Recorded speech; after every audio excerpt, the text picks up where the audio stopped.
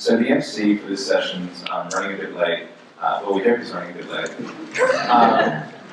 So he'll be here soon, and essentially the way I talked to Chris. So the person who we're waiting for to MC is Christy, who puts together Grab It magazine, and I'll do a little promo for them and get that out of the way because I'm sure that's what he would be doing as well. And I'll do that promo also because in Grab It magazine, which is a magazine for the iPad, and it's free at the moment, so the latest issue is free, and the latest issue covers all the indie games that are at PAX. And Grab It is an indie games magazine, and please turn phones off.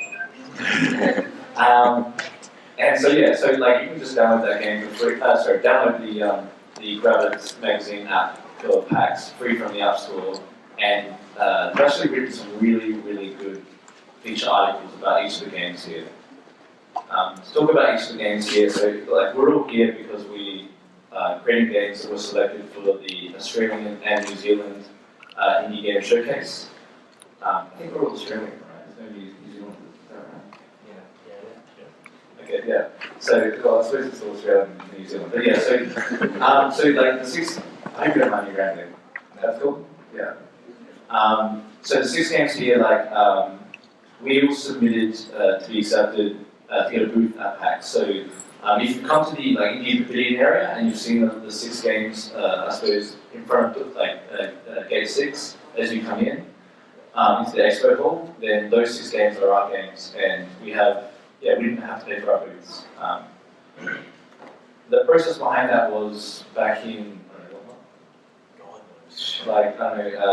maybe July or August. I think it was August. There was a call out for games for the Indie Showcase, and we all submitted builds of our game and basic contact details about it. And apparently there were around 100 games that were all entered. Many of those games were actually also here at PAX and being displayed. And we were chosen based on I think the website, based on being fun and creative. So yeah, so these are probably I feel terrible saying this, right? Someone should be saying this, but like, these are probably the 6 most creative, or some of the 6 most creative and interesting games across Australia and New Zealand. Yeah. Okay, yeah. So yeah, is that enough background? Yeah, maybe we'll talk about ourselves. Yeah, okay, yeah, so we'll give an introduction. Maybe we'll go from Sure. So my name is Tom Janson. I'm the developer of Wave.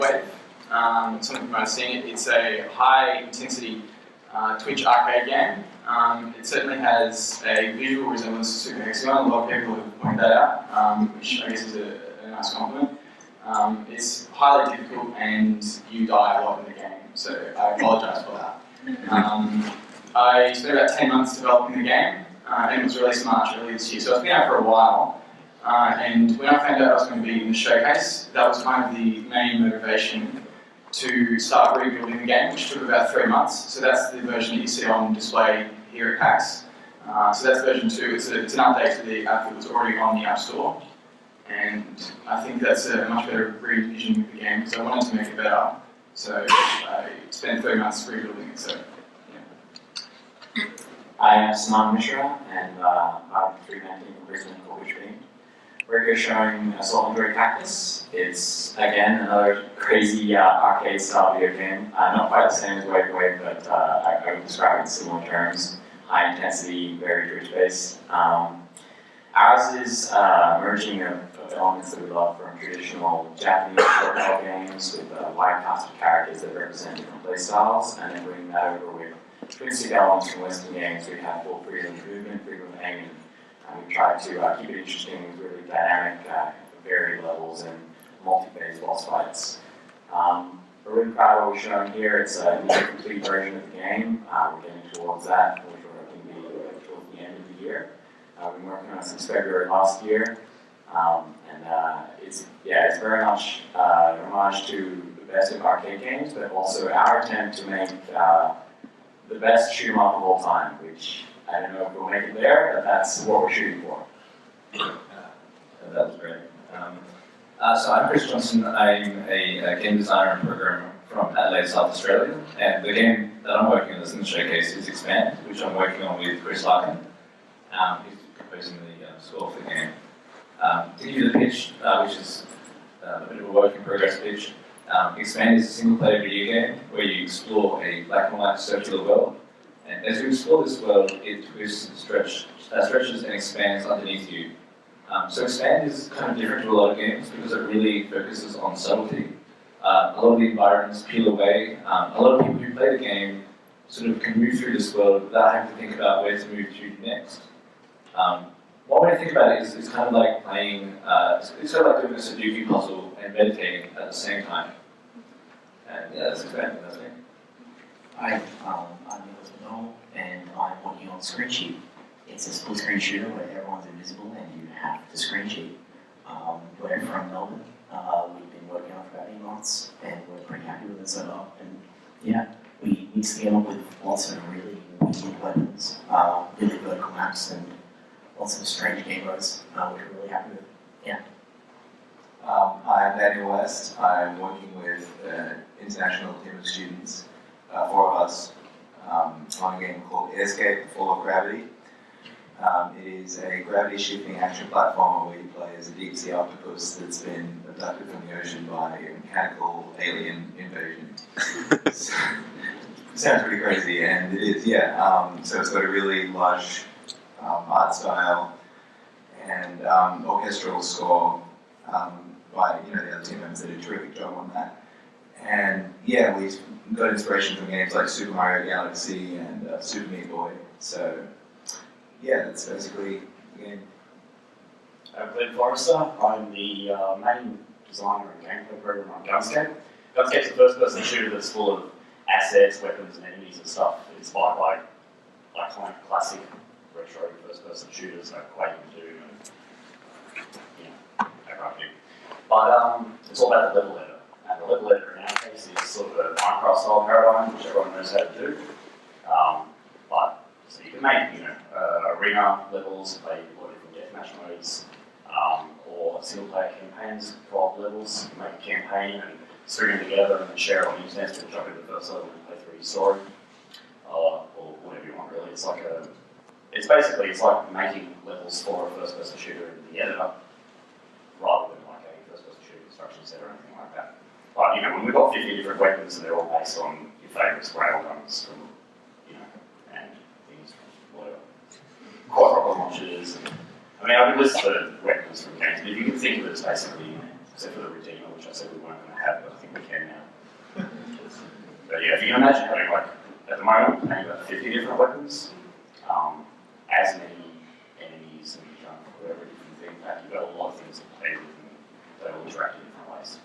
Each of the theme packs kind of tries to promote the style of gameplay that that game is known for. Like the Quake one, we've got jump pads and boost pads so that players are jumping around the levels really quickly. Even though Quake is full of those kinds of games, if you're making levels with that thing, they can, of course, you can combine them as much as you want.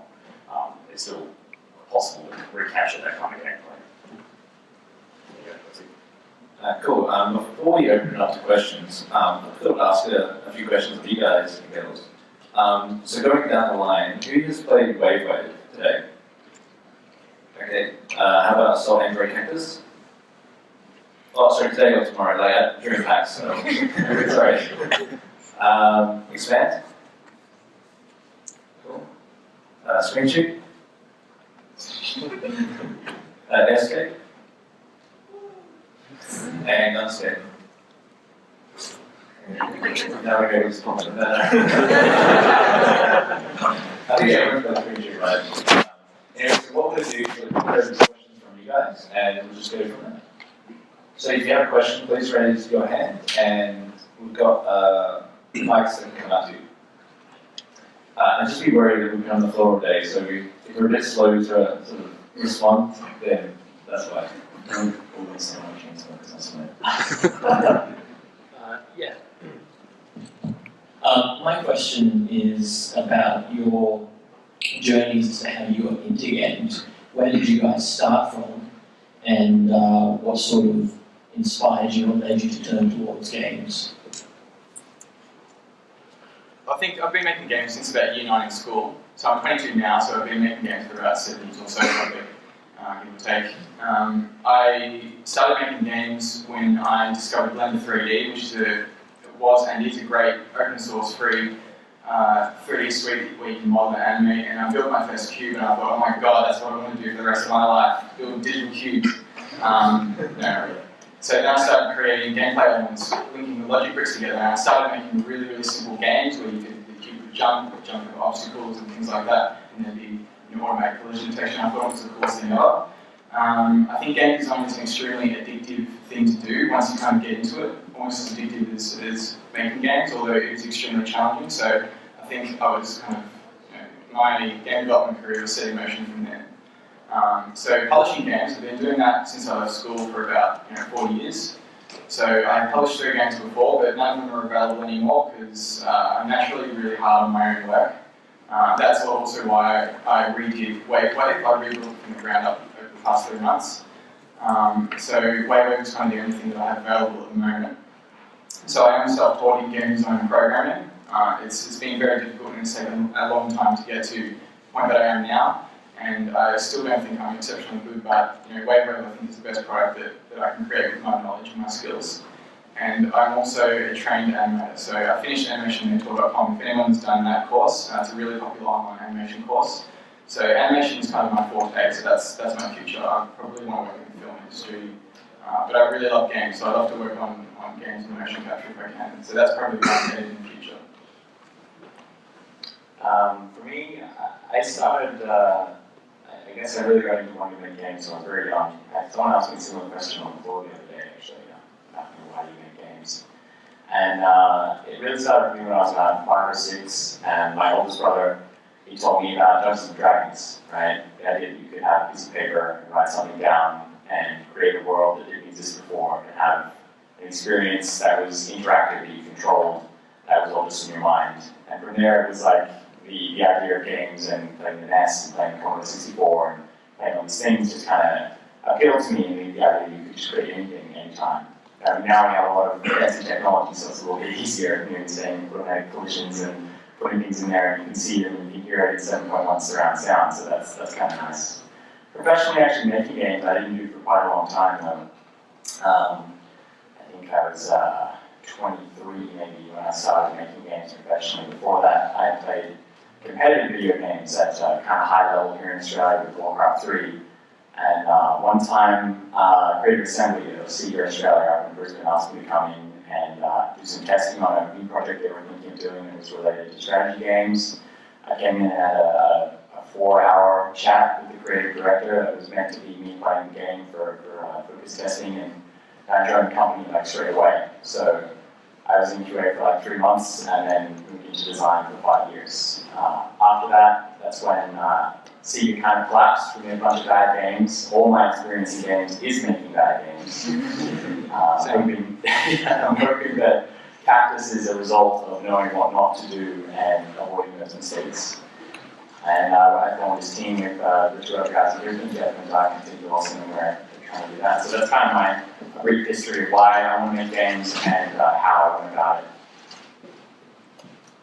I'll try to give a short version here. So I don't know, for a long time I've always just wanted to make games. I remember as a kid sorting through Edge magazine and wanting to cut out a job advertisement for Red over in Europe.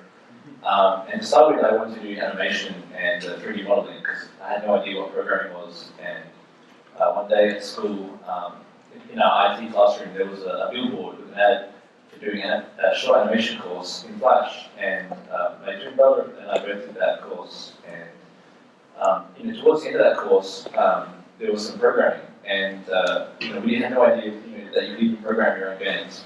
So this was a big revelation to us. From there, we both enjoyed programming. I picked up a programming book at the university, at the university bookstore, and then just started making games from there. And I've kind of been making games on and off since. I also make a lot of free stuff as well. So I went to university to study software engineering, and while I was doing that, I made a whole bunch of free games. I did tutoring for university for 3 years after graduating, and I worked as a full-time lecturer for 1 semester, coordinating, I think, 1 course and second in command for 2 others, which was pretty hectic. I worked in visual effects. I don't know, this is going on too long, so yeah, that's pretty much it, yeah. Cool. So I come into games for the same reason I think a lot of people do. It's because we like games. Also, I thought I was a pretty good artist. That was a complete lie. So basically, I did the normal thing. I went to university to study games. At this time, lots of courses existed. I had to move states to do it, but it was totally worth it because I'm like, yeah, this is sick, making games is cool. University was the worst. It wasn't until I started working with some people overseas in my third year of university and doing game jams a lot that I sort of discovered why I wanted to make games. Once I stopped making indie games and started making my own games, I had projects that I put in front of people, and I was just amazed watching them play it and how excited they were. And that's what I really discovered why I make games, is to watch people play them and to see the look on their face when they're playing. Yeah, basically that's it. Cool. So I probably started very basics with actually playing with level editors in some games that I really liked. Games like Command and Conquer, I made maps for that, and that little Flash game that had a whole level editor. I love making levels for that. And the first time I really got into it was in year 10 in high school when we did Game Maker in one of the program classes, and I was like, because previously I'd always been sort of interested in making games, but I'd always assumed that I'd like teach myself C++ to even begin, and then I'm like, whoa, you can actually just make games in Game Maker with like drag and drop. This is crazy. So, I started doing that, and I started a 6-month crazy, ambitious project with like top-down tank shooter with 18 different weapons and 6 different levels with all these different enemy types. And it was a horrible failure, of course, because you should always start small. And but that taught me a lot. And then just AIRSCAPE was basically my next game after that, and done all right so far. When I was 9, there was a kid in my class who was like a prodigy, like a genius, but isolated, right? So the teachers thought that he needed a friend, and they put me together with him, and he was into programming, QBasic, and all of his books were, all his answers were video games. So that's how I got started with doing anything creative at all. And he moved on, and we lost touch, but games have always kind of been a bit of a hobby for me. And I've been learning programming just to kind of support game design, which is what I enjoy. In 2000, I've done a lot of game jams and unfinished projects and things like that. In 2010, I made a game called Enough Plumbers, which a lot of people played. I think the total when the averages went down was about 25 million unique people. And that's when I realised that I might actually be kind of good at this one day. Started doing it seriously since then. Any more questions?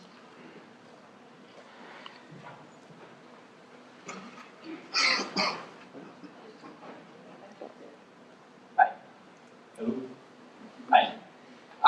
So, from your own experiences, is there any advice that you give to a new indie developer starting up in terms of getting exposure for and basically showing their game to other people? I have very quick advice. Just do it and really give a shit. Yeah, you're doing a lot, and you're going to fail every single time, and you'll fail less every single time. If you care about what you're making, then other people will care too if it doesn't suck. And if they don't care, then it sucks and make something else instead of me. Or keep going and learn something from it, don't. It depends what you're talking about, showing it to people and exposure. If you're talking about trying to get attention for a game that you honestly believe is really, really good, then showing it everywhere and having faith in it, not being afraid to tell people that you think it's worth their time is really important, having that confidence. But I think it's important to show your game to a lot of people before you get to that point as well, to show it to your local community, to show it to your peers, your friends, to get eyes on something, to try and get, I hate to use this word because I think it's kind of overused, but an objective look at something is important. And being able to evaluate your own work is really important. You were talking before about how you're your own worst critic, and that's really great. And I think it's hard for everybody to be their own worst critic, so I think it's important to show it to lots and lots of people. It takes a long time to really develop that faculty to actually be able to judge your own work. Yeah, so We'll think that you can do it a long time before you can do it. So listen when the universe is telling you stuff, but don't give up if it's what you want to do. And I definitely say get advice, get help from people that know more than you, and there will always be someone who knows more than you and has more experience.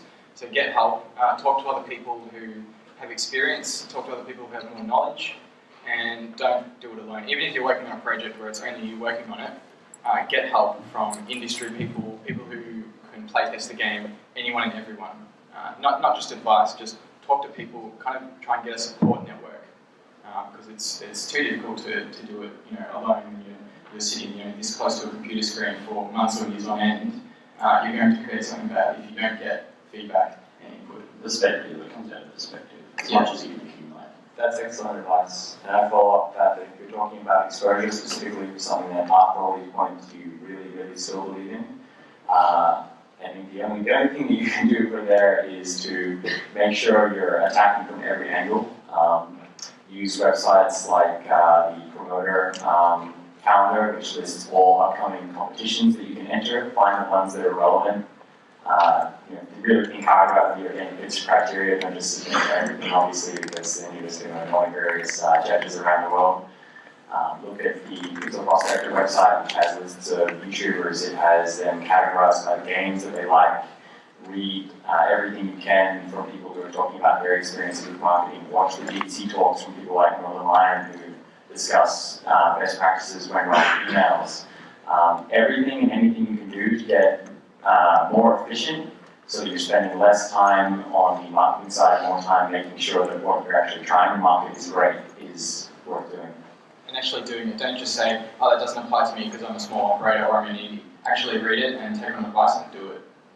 Yeah, and if you're just starting out and you're really looking for feedback, it is so much better to make 10 little games than to make one big game, because you get 10 times more feedback on those little games and be able to apply it further on. So start small and get feedback on those games that you actually finish and release. Yeah, and learn from as many sources as you can, but try to learn from other people's success rather than imitating it, rather than copying it. A lot of people are out there writing recipes and making games, and it's all bullshit. I believe our moderator might be here. Is that true? Yeah, come on, Chris. Everyone cheer Chris.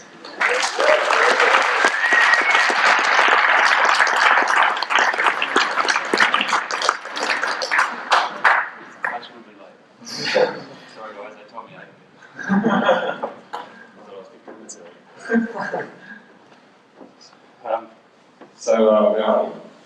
We all introduce ourselves, I assume. Yeah. You all know how kick-ass the games are? Yeah? We're not going to say that, you have to say that. So the whole point of this was actually to get you guys involved as soon as possible in asking questions, which you obviously started already, so don't have to slow that down. We just got some questions. Yeah, I was just wondering how big your teams are and how many people are full-time or just working around a full-time job or anything like that? For me, it's just myself. There are musicians on the game. There are 2 musicians that work on the music.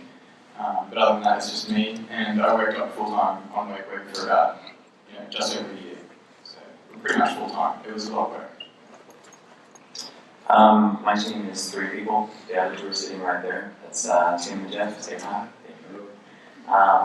So Tim does all the programming in the game. Tim makes all the models. Tim makes all the textures. Tim animates all the characters.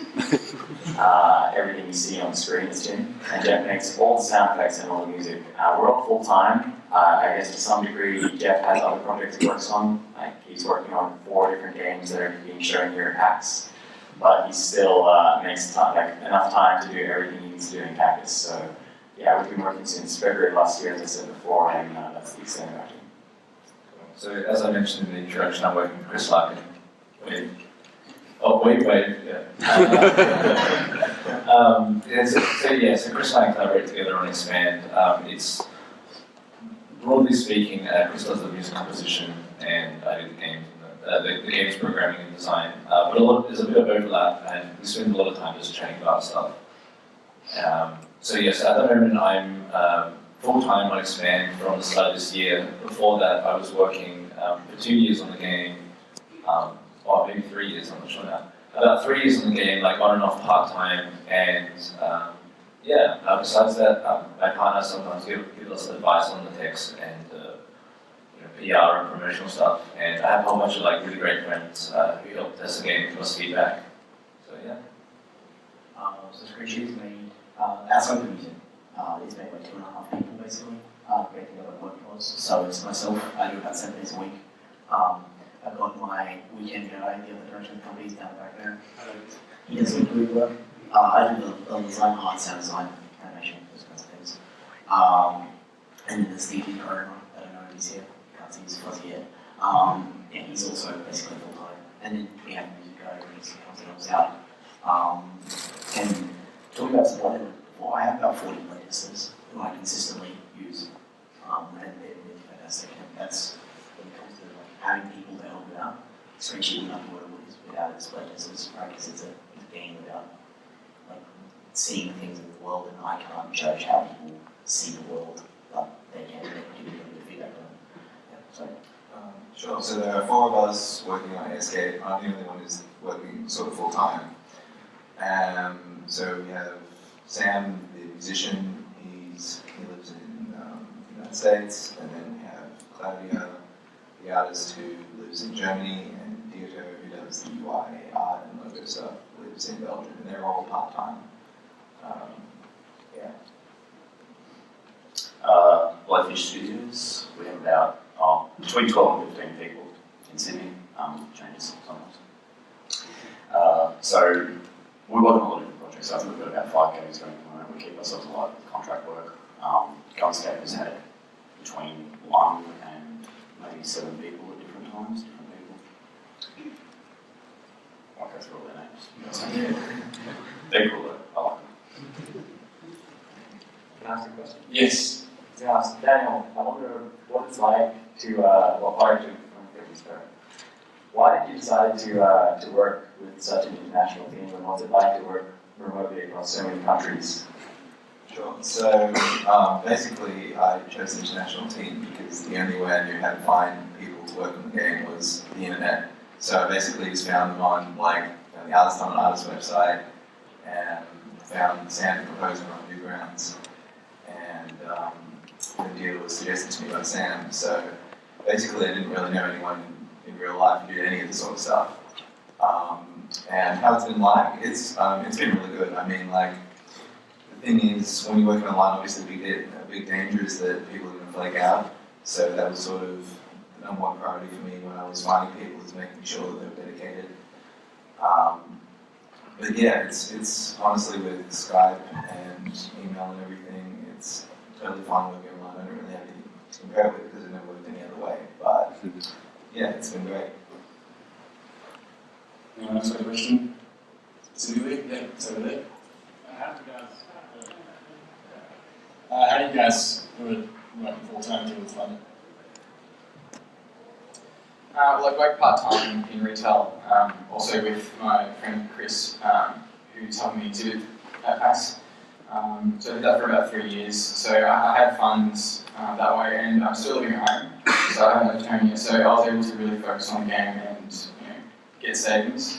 So I still got those, and also sales from the game. So which are not a lot, but I pretty much got most of the sales of the game when it was released in March later this year. So just self-funded. We saved up a whole bunch of money, went all in with our life savings. And by a whole bunch of money, I mean not very much, but it's hard to save money. And then on top of that, because we've been developing for so long full time, we received support from Screen Australia, which was awesome when that was around. We opted for an amount that meant we retained all control, because that was really important. And I love that they had an option for that, where you could get some support and still own what you're working on completely. And we look into any and all options that you have. Other than that, there's a local grant as well from the Queensland government that's helped us to travel to events like PAX in America, GDC last year. So we just try and stretch our money. We do that. We made a little bit of money from having the game in early access on Steam. She'll go buy it, and then I can buy lunch next week. And yeah, that's basically it. So we're getting towards the end of development now. It does get very tight, and friends and family help out sometimes. So that's my answer. When I started working on Expand, I was living at home and finishing studying, and while I was doing that, I just had some savings stored up. But I was working in visual effects, so part-time, so that helped me. And then I moved into teaching, and that went on for most of the time. But from the start of this year, I pretty much went all in So I'm living off life savings, which is slowly running out. We'll see what happens there. I did move out about 2 years ago with my girlfriend, so yeah. So it's very good to start out, like, you know, if you're living at home and you can live pretty cheaply, then it's a really good environment for, like, you know, making games.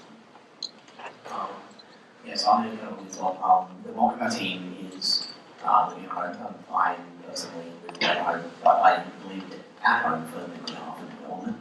So basically, I'm a privileged white male who has rich parents. And that's not a joke. They're supported me like a motherfucker. It's crazy. And I can say the same for the rest of my team. Except Winston, because he's Asian. But he works. He has a job. Yeah, so yeah, it's a really supportive network around you guys through it. And also the Victorian government is really supportive with Filmvic, which is one of the funding bodies.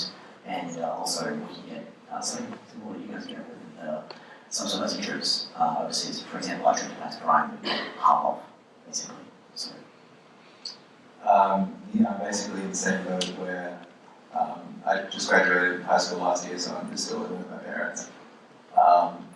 Yeah, seriously, becoming a new developer is millions. I make millions.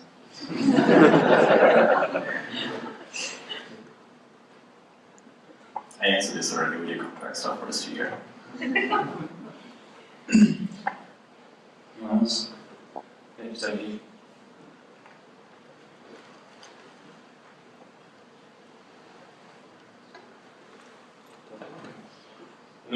Cool. I was just wondering, are there any specific design decisions that you've made when it comes to putting a game out on exhibition like at PAX? And is there anything that you've learned over the last 2 days from doing that you wish you'd known before then? Yeah, I actually changed the game or modified it slightly this morning for the show kickoff because yesterday, don't laugh. It is really fun. Well, the game's obviously really hard. We're meeting through the obstacles. It's supposed to be very difficult, but people weren't getting very good high scores yesterday, and that's like the update. I had about 15 testers, but I probably should have had more, and I probably should have had people test the game that went into the Twitch genre. That could have been more helpful. So I could have tested before releasing it more, and people found it too difficult. So this morning I made it about 10% easier, based on the maths of stretching the game out, making it easier to navigate the maze. So I've physically changed the game, and I think that's going to be a permanent change. So yeah, making it a little bit more accessible for newcomers. Something we did when we were actually at PAX Australia and we kept through here, and it is now a feature in our game, is we have an invert y-axis button on our controllers. That's just the thing we have now. And we found it's like 10% of players are y-inverted, and it's just worked out really well. Also, we just limit the maps players can use because there are some really hard maps in our game that is dialogue, so we just don't do that. We've made so many changes based on feedback from conventions, but we also have a number of changes that are specific to conventions, which I think might be part of what you're talking about. I will say we fix bugs as well at times in conventions in the morning, during the day, at night. The team has made changes and fixes the things that weren't quite right, so I think that's a common thing. We also make a number of changes specifically for demo builds to improve the usability amongst people kind of jumping in and out at different times. So we do stuff like game order reset if it's left idle for 30 seconds or 60 seconds, depending on where you are in the game. The game will automatically force you through the tutorial the first time you go to try and play, because you won't do that unless it has reset. And there's like little flourishes on the menu and things that we tweak as well to make it easier for people to jump in and out. I think that stuff's actually really important. Not maybe for the reasons you might think, like from a developer's perspective, that stuff's important because it reduces the amount of time you have to spend, or I would say waste, telling people how to get into your game and what to do, and increases the amount of time you can spend with people just playing it and you watching and learning from that. So it's really valuable to take a little bit of time and make sure your demo build works really fast, really quickly, and reliably. when trying to expand, we haven't really made any sort of major changes like at conventions. We did a small update this morning on a small patch this morning for a bug that we were noticing yesterday. One thing we did notice, so last month we showed the game at the Tokyo Game Show, and we actually programmed in that idle mode after the first day. But when we added that in early in the morning, we actually made a bug. And so the game, after 60 seconds of play, we keep on jumping people back to the start, which was embarrassing on the show floor. So we had to revert back to the other build. But pretty much like for expand, we just give people the whole game. So the game's like pretty short overall, it's like less than 2 hours. But at current level, the build that we have on the floor is 1 hour long, and the overall game will be 2 hours long. But everywhere we've taken it so far, we've shown people the full build, and we've been weighing up about giving people a shorter build or giving them a longer build. But we think like by giving people the full build the entire game, it gives them a chance to get a real sense for what that game is, and kind of evaluating that choice here at PAX. So yeah, we'll probably talk about it tonight. We might give like a shorter version or something, but yeah. In terms of like usability and stuff, everything expands just on the left trigger, so it's pretty easy to get people into the game. We modified this. Well, that's right. We modified the start menu of the game so that you just have to move down to go to a new game. You don't have to go through the loading screens or the option screens. That stuff's all hidden away. So we had this really awesome interactive intro cutscene for the game.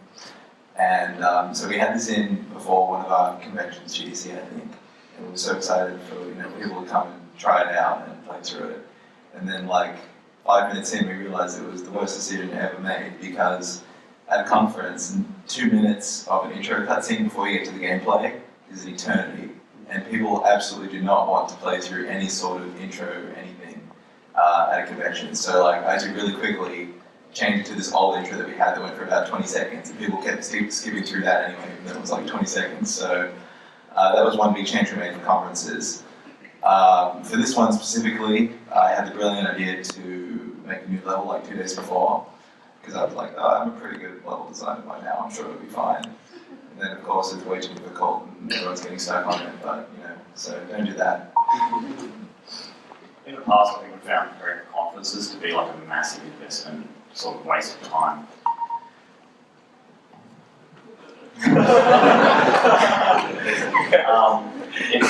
So we've learned to maybe be a little bit better about just having a project ready to show at any time, just structuring our work for a little bit so that we don't have to stress out too much about actually getting it ready. So there's definitely stuff constantly that we're fixing. We've been updating the rules every day as we've been noticing little things that we can improve on the spot. But beyond that, we're just trying to get these games done. I noticed today Chris Charler, the global head of ID at Xbox, perusing your games, just looking like every other normal paper. Is easy. How prepared do you have to be for people like that being here at the conference? You just have to be really enthusiastic all the time. It's hard, but like it helps also knowing what these people look like.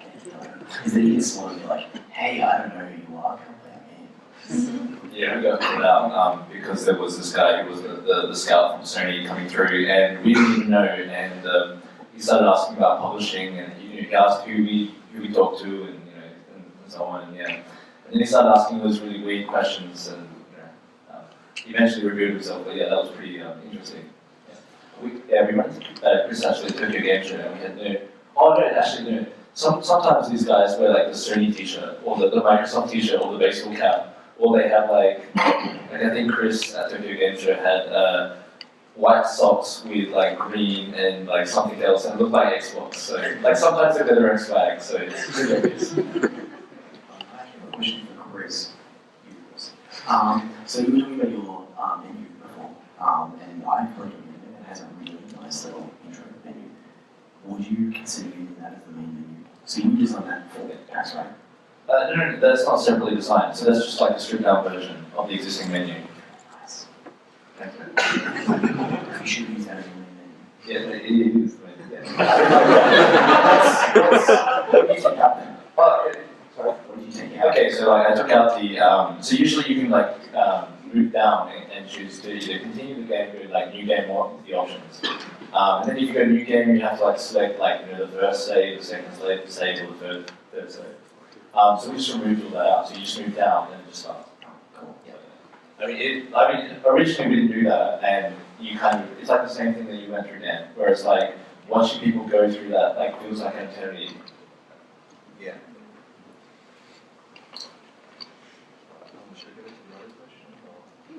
Does anyone want to comment on the previous question? Yeah, well, you should probably try to actually be in the booth when these people come by, because I don't know who's coming by, so you should probably come by. I think what he's saying is, Cristiano, you should go and check out AIRSCAPE. It's AIS number 6, right down the end. Excellent game, made by that category. My general impression of, I guess, what you define as important people, whether it's publishers, platform holders, prominent press, YouTubers, people who can signal boost your game in some significant way, is just show them your game, don't jump them in at a random point like I've done before. I think Jerry from Penny Arcade came around and jumped into a random 4-stack on my game, playing the hardest character that you're not meant to unlock until you're like halfway through. And I don't know how well that went, so don't do that. Probably do just show them as well as you can and be really honest. If you're talking with like the platform guys, just be really honest about where you're at with everything, because it's not like a negotiation or anything. They're just there to see if your game's interesting, and if they're interested in it, they might help you. Actually, one thing we should point out is like leading up to PAX, we were actually provided with a media list of all the journalists that had media passes. So one thing I don't know if you guys did as well, but like one thing I did was I went through that list. I looked for like the faces of all the people that were pretty important, and then I started thinking about different talking points that were a bit more personalized to those people. Wow. I can never remember what anyone looks like, so we should be showing off the best versions of our game to everyone regardless. So I don't know who the executives or fancy important people are, but given the same pitch that we do with everyone else, and if they turn out to be someone who can help us, great. But I mean, we need to show off to the players 90% of the time. Any questions? We've got those of you to watch it. So this is for ScreenCheat specifically.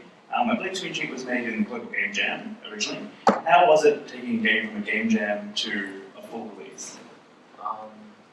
So we haven't done that. So we released it before the same level title, which we also jammed, but we had the theme, we had the concept, and we jammed it, we had a prototype and then and the same thing happened with this, and it's been really good. Like, you have this really solid foundation now that I don't know has been any problem for some people, going from a foundation and not being able to change from that. But we've really been happy with the core concept, and we always thought if we have a core and we design around that core. Like, the core is purely ScreenCheat. Like, the game started with one gun, one map, and color code levels now. The color code level. So, for us, it also really accelerated development because you have something to work off. You have some point of reference, and if there's a design decision that needs to be made, you can always go back to that, and you can say, cut this, reinforce this. The prototype was, fortunately for us, it was very complete. It wasn't like half finished. It wasn't like, oh, this idea is pretty cool. We need to do it in time. It was like really solid, and that's what we think. So yeah, it worked really well for us. I'm not sure if there's anyone else had taken a jam game and finished it. Yeah, actually, Expand started off as a game jam game, and pretty much after the jam, we scrapped everything. I mean, the benefit of a game jam actually is that like we managed to explore a whole bunch of the design space around the core idea of the game pretty quickly, and so we were pretty confident that building on that would lead to something like pretty interesting. So we did the same kind of thing. So we had the game jam game, then we had several prototypes, or several rewrites maybe, and then we had like the final game. What I'd say there is like sometimes like going from a game jam game, so with another game I've made, not Expand, so you're probably not interested, but like with another game I made, I built it out like after the jam, and it just slowed things down, because what you do at a game jam is actually really terrible. Like, you want to throw that stuff away, because you pretty much like crunch out for a whole weekend and just produce, well, usually terrible code that just works and just displays things. There's actually a great talk online by Nathan Bella from CAPI that talks about, I think it was Super Time Force, and how they took that from a game jam into a full game. Yeah, I was actually going to say, you just reminded me of a programmer had code in SCREENCHEAT from Jam up until about a month ago at some point. So yeah, I personally scrapped on my arm. I basically had a level design and treated it as like a Google SketchUp, and I was like, okay, this is a level, I'm going to fix it. But I'm not going to use the same file, I'm not going to do anything like that. But yeah, there was definitely a lot of carryover content and it being a problem in some areas. Yeah, so there's lessons to be learned there at least. There's a question over in that corner there. So, all your games are very creative and innovative, and I'm just wondering how you came up with the original ideas and concepts for your games. Well, the concept for Wave is extremely simple. It's just a sharp wave moving up and down, avoiding the never-ending obstacle course. So it wasn't really inspired by anything else. I finished my previous project, which isn't available anymore, because I removed it from sale because I didn't like it, like the previous two. But I didn't have anything to do, and I wanted to start working on a new project, just because I love making video games, as we all do. So I wanted to explore a new genre that I hadn't kind of made anything in before, which was a highly difficult, kind of arcade Twitch mobile game. So I thought of the simplest, pretty much one of the simplest ideas that are really possible, just a sharp wave moving up and down. And I thought, I had a vision for it, and I thought that's a game that needs to be made, so I started working on it. So the final product that you see on display here at PAX was basically the first vision I had for it, because it is such a simple mechanic. Make sure you buy Wave before he takes it down. Probably got a few updates to do, because it's actually a contentious update. A lot of people were fans of the previous version, and they are pretty vocal of their dislike of the new version. Even though it's a bad game, I truly believe it's a bad game. It has more interesting patterns. People like the old version because it actually was easier and it made them more relaxed. But that's not what I want. I want so I'm not going to bring it back fully, but I'll bring back some more of that classic gameplay in a later update. But what you see on display here is pretty much the way forward for the game. Cactus is kind of an interesting one because it's actually not my original concept. It's Tim's concept. He first drew the character maybe 12 years ago when he invented the world of Cactus. And he's drawn a lot of different characters, a lot of different ideas. And he started on the game as a really rough kind of prototype thing a very long time ago. He wanted to teach himself how to make games in Unity and learn to program. He's an animator by trade, so he's programmed this entire game as just figuring it out.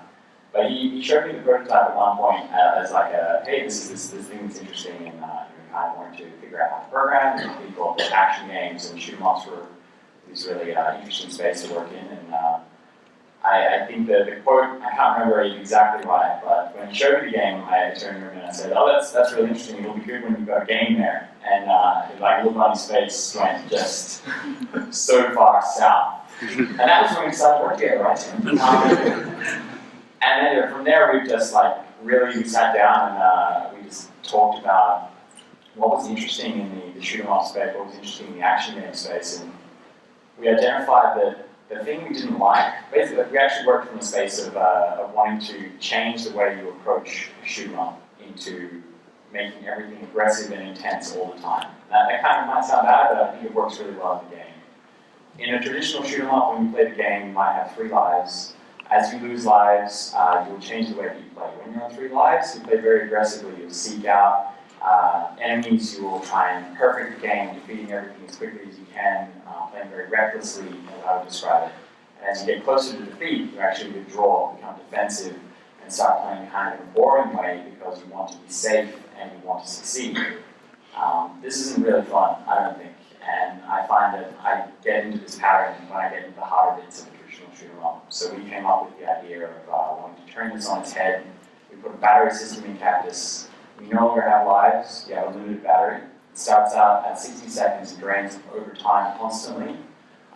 Basically, the only way to get new battery is to defeat the enemies really quickly. So you have to rush out, you have to seek the enemies, you have to engage in the level and destroy them. And as you start to fail, if you get knocked down and lose some time, and you're on 5 seconds left, instead of getting defensive and wanting to withdraw away and run to a corner, you actually get reckless, aggressive, and engage even harder, and you go crazy. So it encourages this kind of really fun play style that is when shoot 'em ups are at their best, but all the time. And that's kind of how we got to there. So as I mentioned before, Expand started as a game jam game, and the game jam actually went for a week.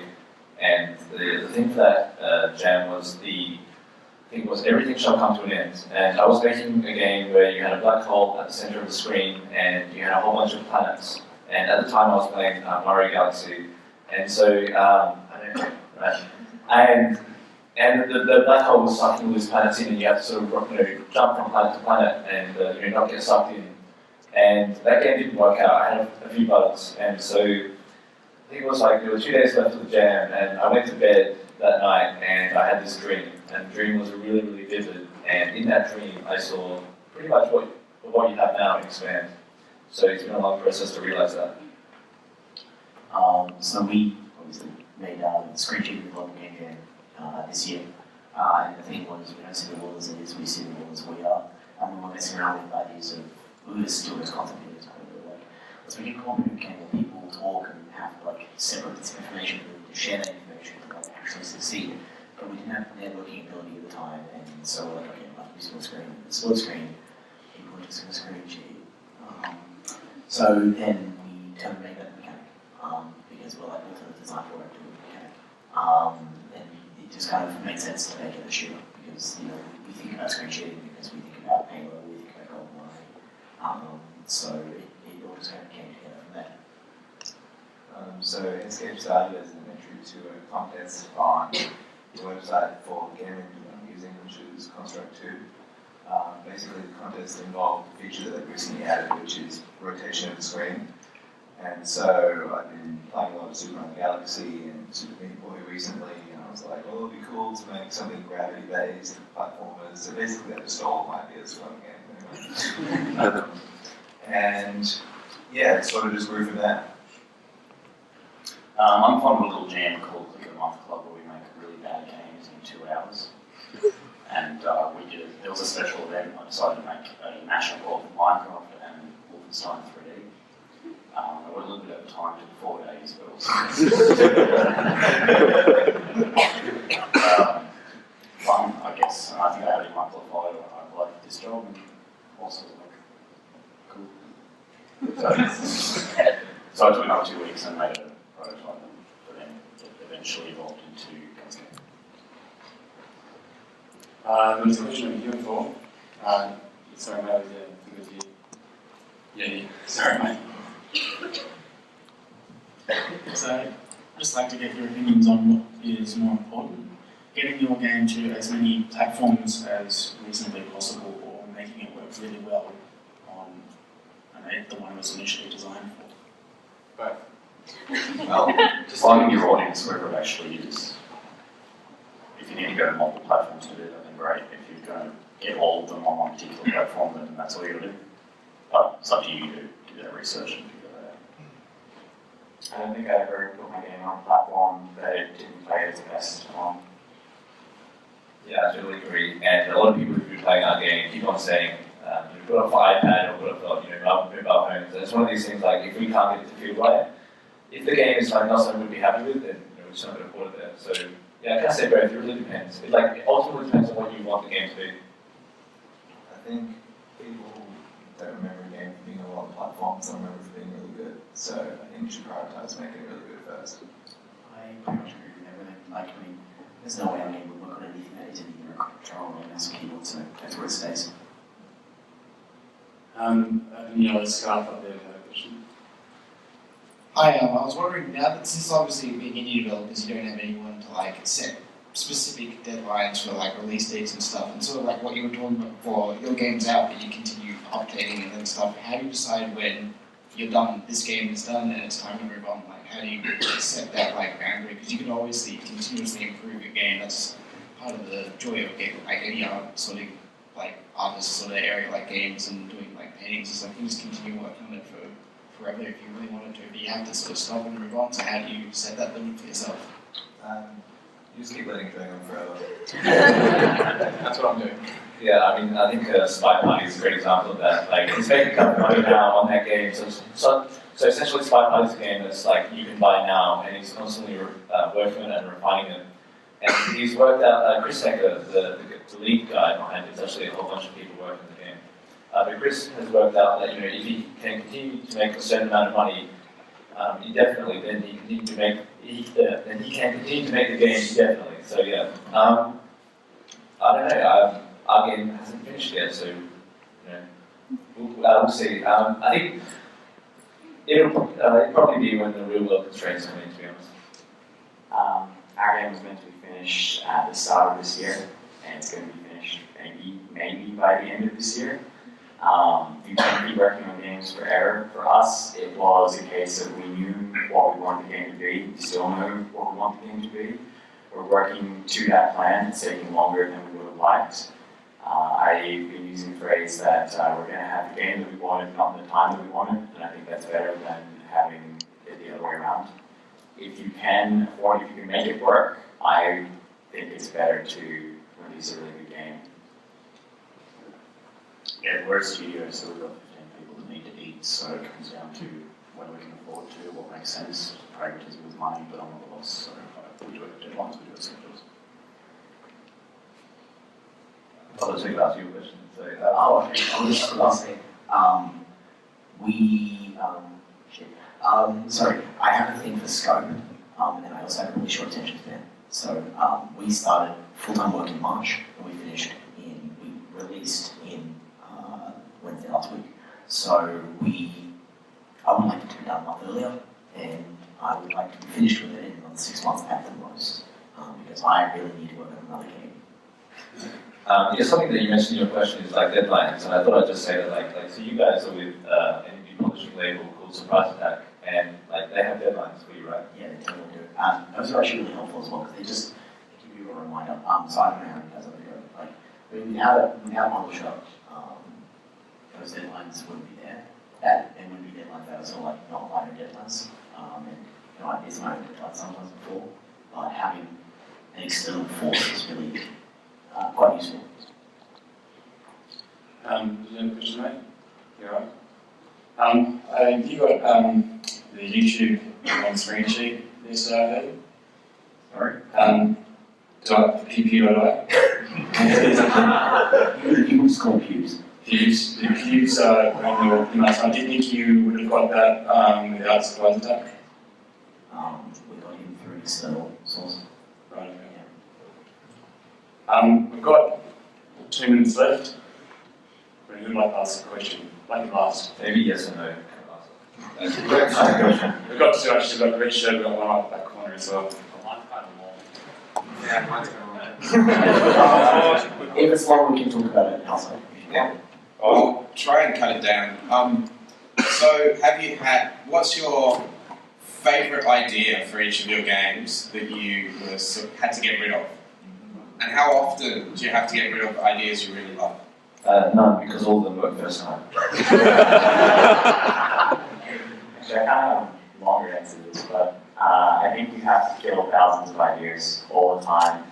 And if you think that you have really, really good ideas, you probably don't. You're probably that annoying person that you talk to about game design and development, and they just hold on to their ideas for way too long.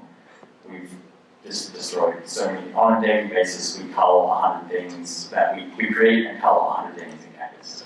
So the best one was a mech suit that we were going to pick up and crush into.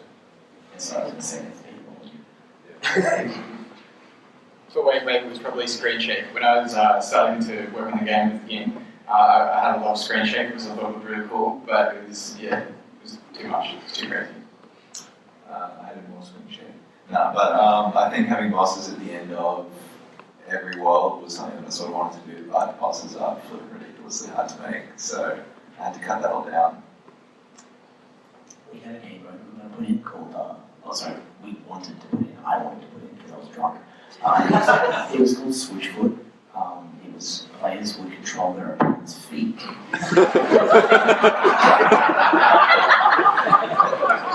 It seemed very good. I have a cooperative alternative on design. I have a prototype, so yeah, I really want to make it. Yeah. dumb fun ideas are just too dumb. Yeah, well, the cooperative one is it's like MechWarrior on the SNES, where one person controls the feet and the other person controls the head. And it's two of it, so it's like 2-on-1. It's gonna be sweet, man. You guys willing to squeeze one more? Yeah, of course. In the back corner. I don't know really how to cut this down, but I was going to ask what really defines indie? I don't know if it's been asked already, got to hear a bit like. Independent. Someone described it to me yesterday as when you retain complete creative control, and I think that's kind of the spirit of indie, and that makes sense to me. I was going to say the same thing, but I couldn't remember what they said. That wasn't my answer. Well, that's the end of the session, guys. Thank you very much for coming along.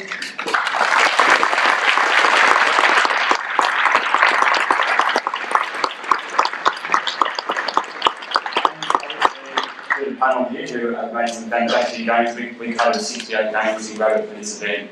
Couldn't believe the diversity and equality that we're seeing. I think these guys are very, very valued winners of this showcase. I really can't wait for you guys to get the success you deserve. Thank you very much for your time. And geez, that one went a bit quick for me.